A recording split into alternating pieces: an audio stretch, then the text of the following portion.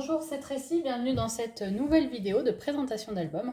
Donc, je vous présente à nouveau un mini-album de Noël, c'est quand même plus sur le thème hivernal, qui ressemble énormément au précédent que je vous avais montré, pour la simple et bonne raison qu'enfin, je vous ai fait le tuto pour celui-ci. Donc à partir de demain, vous aurez plusieurs vidéos. D'abord une première avec la présentation, le tuto de la structure, donc la couverture plus la structure de base. Puis une vidéo avec les explications des bases de page, les différentes interactions que j'ai fait à l'intérieur, et enfin des vidéos pour la déco. Le format de l'album, c'est 14,5 par 14,5 pour les pages, et on est sur du 15,3 par 15,3 à peu près pour la couverture. J'ai utilisé pour cet album, d'abord pour tout ce qui est base de page, j'utilise le papier cartonné de chez Action, enfin ces trios de feuilles. Alors soit j'utilise ces feuilles-là, là en l'occurrence c'est ce que j'ai fait aujourd'hui, soit j'achète des papiers cartonnés de 210 grammes chez Clairefontaine. J'achète des ramettes en fait de papier Clairefontaine, soit chez Cultura, soit chez Amazon, enfin là où j'en trouve. Donc en 210 grammes. Pour les espaces photos de couleur, j'utilise le papier uni de 270 grammes qui vient de chez Action. J'ai ensuite utilisé ce bloc de papier, pareil, de chez Action, qui date de cette année, pour toute la déco en fait. Et enfin, j'ai pris pour tout ce qui est tout ce qui est découpe et stickers, j'ai utilisé ce set, le Papercraft set de chez Action. Je ne sais pas si c'est cette année ou l'année dernière. Moi, je l'ai trouvé cette année. Je sais qu'ils ont remis cette année les collections de l'an passé, mais voilà, je ne peux pas vous dire s'ils sont encore dispo ou pas. D'ailleurs, ce papier, pour vous spoiler un petit peu, c'est cette collection que je vais utiliser pour le prochain album que je vous ferai en tuto également. Donc, je vais vous montrer les utilisations possibles de ces Papercraft sets.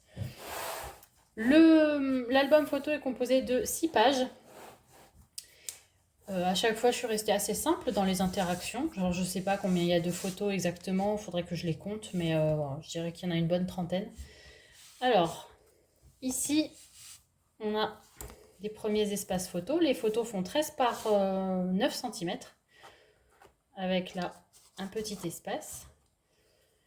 Donc, je fais autant que possible, j'utilise la perforatrice de chez Craftelier pour faire mes angles, pour pouvoir y mettre les photos.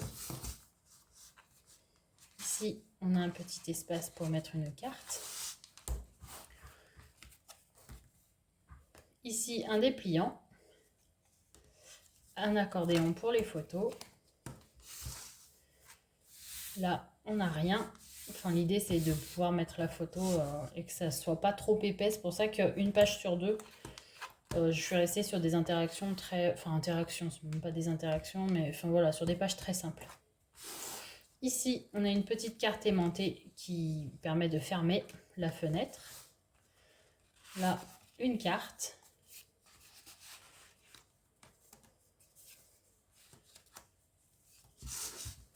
Ici, un espace, si j'arrive à l'attraper, pour mettre une photo.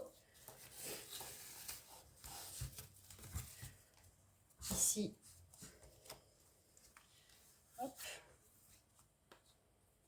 Tiens, j'en ai passé un, voilà.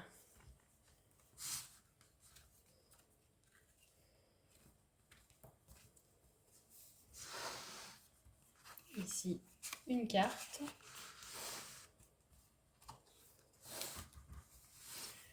Là, on a à nouveau des espaces photos.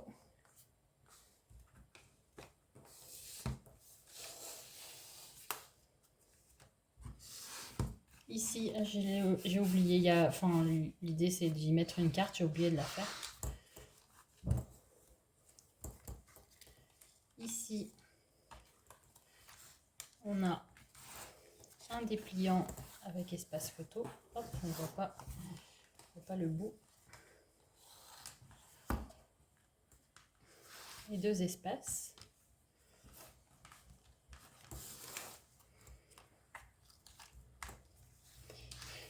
Et enfin, hop, un petit espace ici pour mettre une dernière photo. Voilà, j'espère que cette vidéo vous a plu. On démarre dès demain le tuto de ce mini-album. À bientôt!